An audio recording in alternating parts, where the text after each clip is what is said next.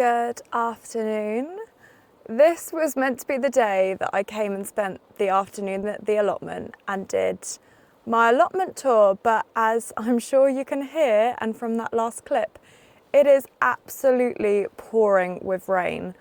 But in true British UK style, I thought I would brave it in the rain and show you around anyway. And it's quite interesting because it looks like there's actually a few other people here, which I am a little bit surprised by, but I thought you could come with me for the tour of plot 43.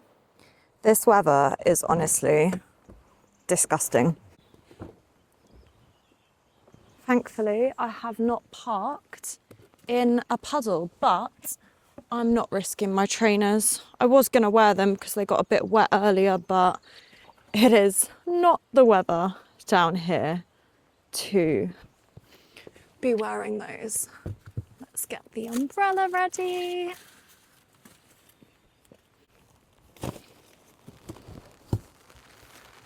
Beautiful. Right, let's go. So that blue little shed there, that is my beautiful little shed. And this is plot 43. So let me put everything down. My gate, I mean, we might as well start with the gate. This gate has kindly been gifted to me by one of my new allotment neighbours, hopefully to stop everyone dumping in the pile that is right there. But it does mean that I haven't actually attached it on yet, so I do need to do that. So if you give me a few secs, I will open it up. Oh, and I left my gloves outside. You know, never mind. Never mind.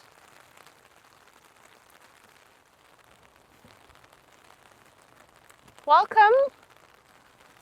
to plot 43. Now, I've somehow managed to lose a nail as I've gotten out of the car and don't quite know where I've managed to do that, so that's interesting.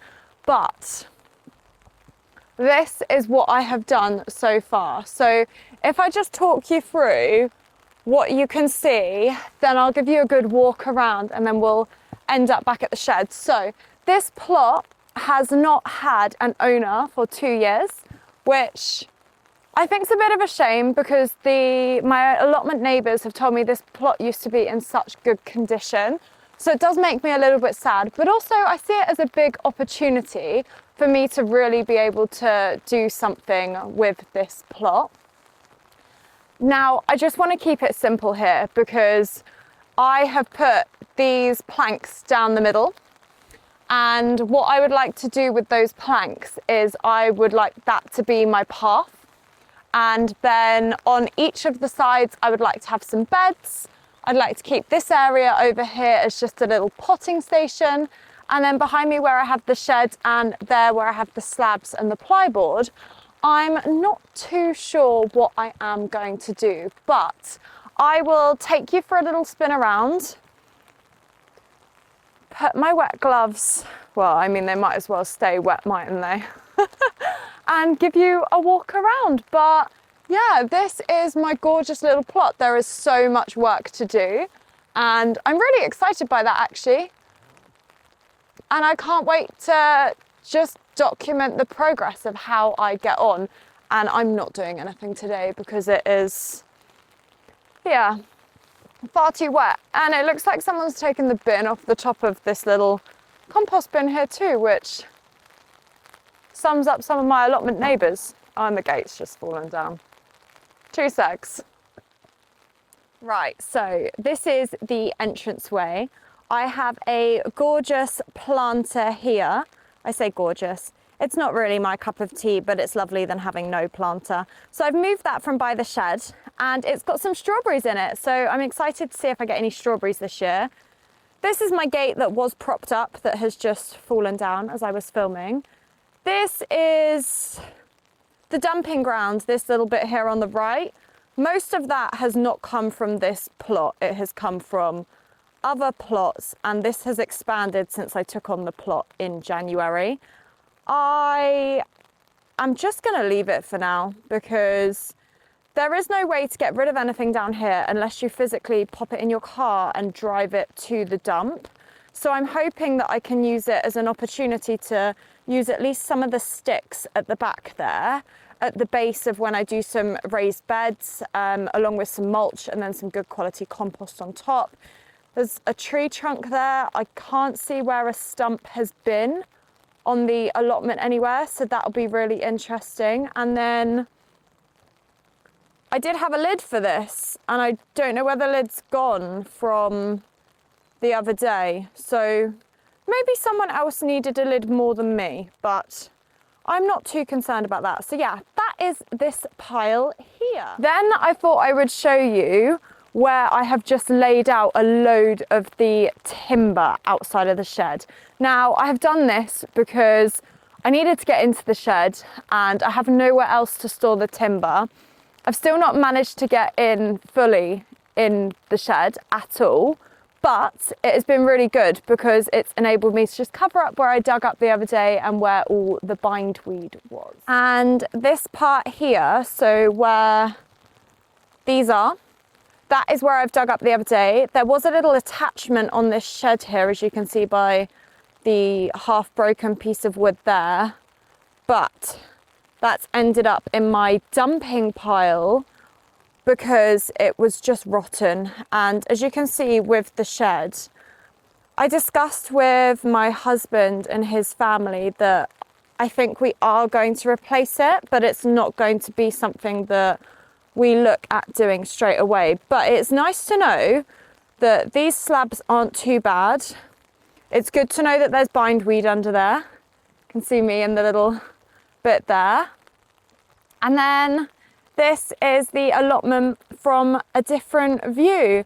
So next door I have my neighbours and they have a polytunnel and they grow everything from tomatoes, aubergines, dahlias, and they put up this little fence alongside because if you can see at the back there, there are a few holes where the foxes have been digging and successfully managed to get through. So they've just put up some netting and they asked if I could keep it there, which is absolutely fine. Like that makes no difference to me at all.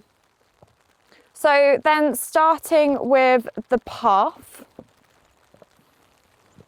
I've just laid some cardboard packaging that I got from a parcel that got delivered to ours the other day down the middle, just to start mapping it out. And I wanted to make it really obvious if anyone else came down that there was someone here on this plot. And I've also put some of this timber wood on top as well, because I think eventually when I level the ground, I will put this timber, because it is the same width as how I want my paths in between my beds to be, I will lay it on top of the membrane I'll then put more membrane and then more bark on top. But this is the layout for the right hand side. So I've done a bed here. So this bed is just over 1 metre. Then I've done what will be a path between them. Then I have done another bed. This bed is just slightly smaller. Then I have another path between them, another bed, and then at the end here I have done a really big bed. Now my plans for this bed here is I would love for this to be my strawberry patch, and the reason I have left a gap down the back is because A, I believe it says that in the rules, and B, the guys said that this tended to puddle. So I wanted to be able to get around there in case I ever needed to do anything. But it gives me access to all sides of this one bed and every other bed along the back here.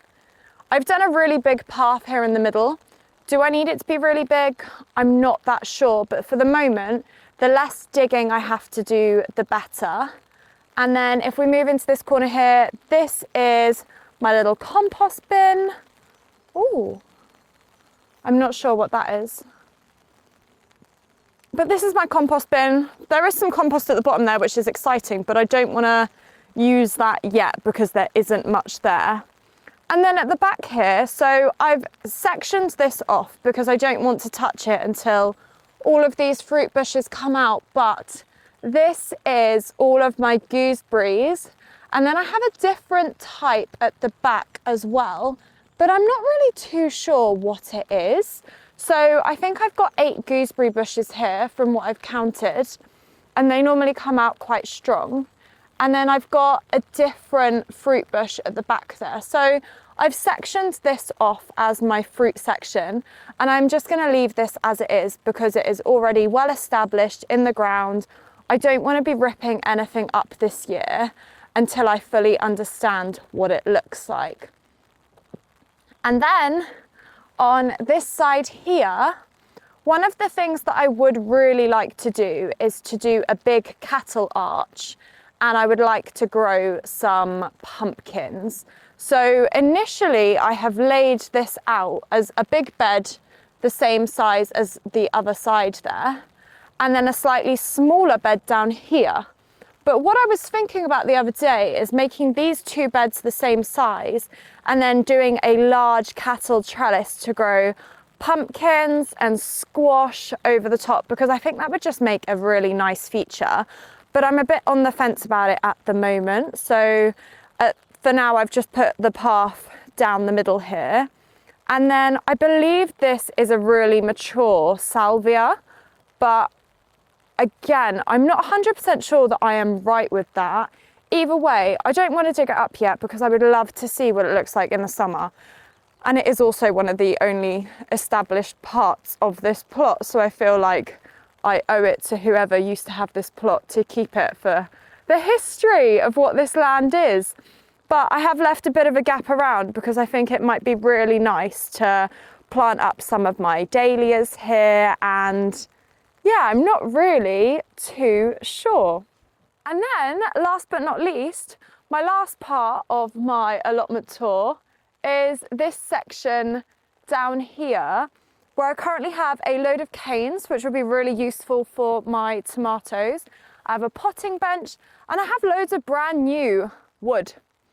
All of this wood that you see laid out here, all of this has been left with the plot. So I have no idea what whoever was on here before planned to do, and the gents don't know either. And they're not entirely sure it was his. So if someone did dump all the wood here, I don't know why.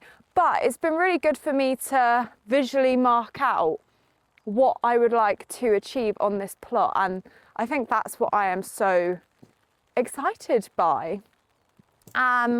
So let me turn this around and show you the last little section. This eventually, I think I would like to do as a couple more beds here, or I'd like to put a greenhouse here, or I'm not sure if I would actually put a greenhouse here.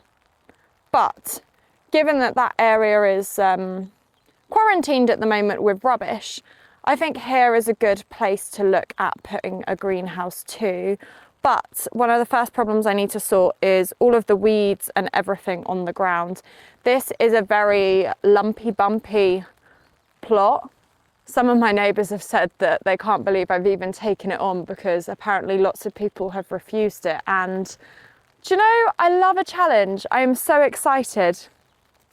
This is all old compost bags. So really good to know that it's been good quality compost that's been put onto the plot, even if it doesn't look that way now. And then yeah, this is my little potting bench, but I think that has seen better days, as did the attachment for the shed. And then in the shed,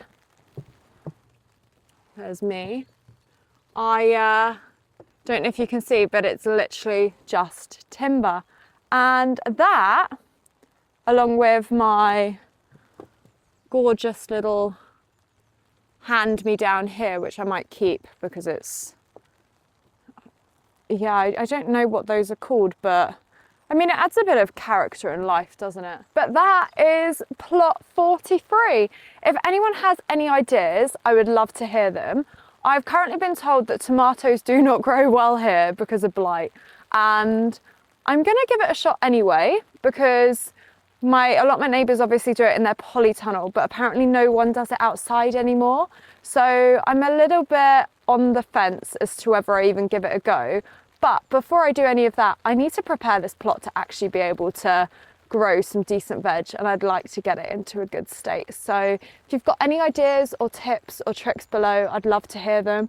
I think I am going to weed kill because it's just what everyone has recommended to do. But apart from that, welcome to plot 43, and I hope you join me on the journey. And fingers crossed, next time I come down, it'll be slightly sunnier.